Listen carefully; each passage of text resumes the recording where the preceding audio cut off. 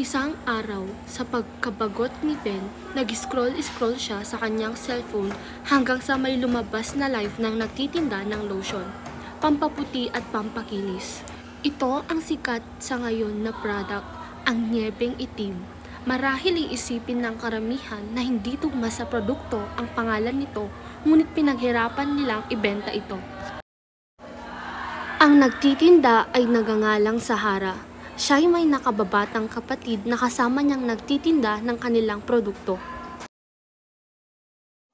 Ate, ano po yung basket number 3? So, yung basket number 3 naman, guys, yan yung facial lotion naman yan. So, ilalagay yan sa mukha, tapos yung mukha mo, guys, pampatanggal din yan ng acne, tsaka pampaputi din siya, pero hindi siya pampaputi na pampaputi. So, tignan nyo to, guys, 3 days lang, pero ganyan na yung skin ko. Marami talaga ako dating pimples, guys, pero naging shine bright like a diamond na siya, guys, diamond. So, guys, na yun naman, yung basket number 1 naman ngayon, buy 1 take 2, dahil may promo tayo ngayon, guys, affordable na, effective pa. So, itatry natin siya sa aking kapatid. Yung aking kapatid, guys, ay dating ano to, guys, maitim, pero tignan naman, oh, napakaputi na siya, diba? Kasi, ano na siya, guys, 2 months na siyang gumagamit nito. Nyebeng Itim, guys, yung pangalan ng product, di ba? Napaka-iconic niya talaga, guys. So, itatry na natin, guys. Kahit onti lang yan, guys. So, mabilis siyang, yung nutrients kasi, guys, yan, ina-absorb ng ating skin. Tsaka madali lang siyang ganito. Basta, tignan nyo, guys. Kahit ilang seconds lang yan, ma-absorb na yan ng skin. Nakakatawa.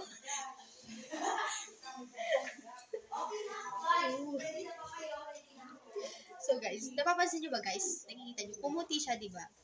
So guys, yan yung ano ng aking kapatid, tumas na siyang gumagamit. Basket number 1 lang to guys. So 151 lang siya by 1 take 3. So kapag bumili, ay by 1 take 2. So kapag bumili kayo, makakakuha kayo ng 3 guys. So bumili na kayo. So guys, try naman yung basket number 1 naman yun by 1 take 2. Napaisip si Ben. Nais niyang bumili. Nais niyang maging maputi tulad ng karamihan, lalo na sa mga dayuhan. Hindi naman siguro masamang subukan. Matry nyo kung effective talaga. Sa likod ng nakakaawa at masayang mukha ng nagtitinda ay isang madilim na balak. Alam mo naman, tapos hindi sila paldo-paldo na naman ako ngayon. Lumipas ang 2 araw, dumating na rin ang hinihintay na parcel ni Penelope. Pagkabigay pa lamang ni Manong taga-parcel ay agad na nitong binuksan. Parcel po. Ay, para kanina. Para Penelope.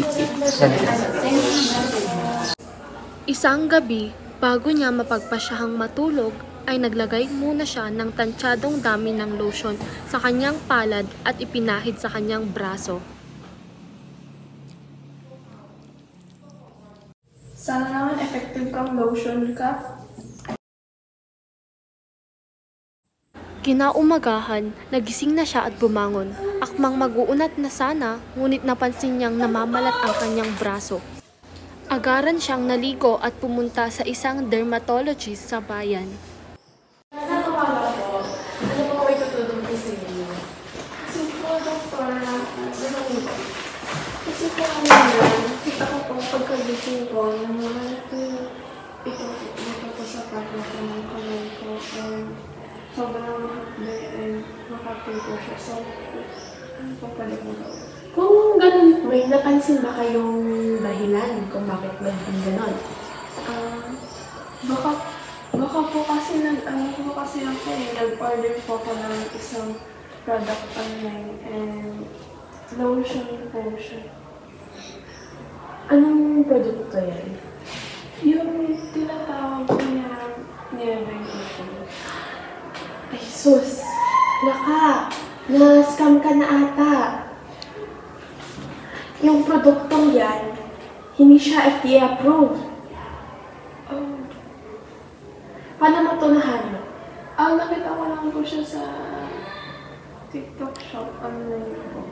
Since hindi siya FDA approved, ibig sabihin, hindi napatunayan na safe siyang gamitin na magandang effect niya sa'yo.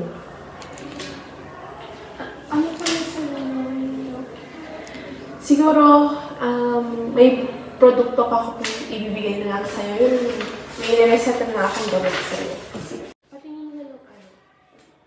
So, i-examine na lang natin yan bago natin lagyan na, bago kita resetahan ng gamot. Ngunit, kanina niyo ba nabili ulit yan? Nakalimutan ko na po, pero sa pagkakaalala ko po, hindi po verified yung account niyo. Sige, halina, simulan natin yung pag-aaral sa'yo.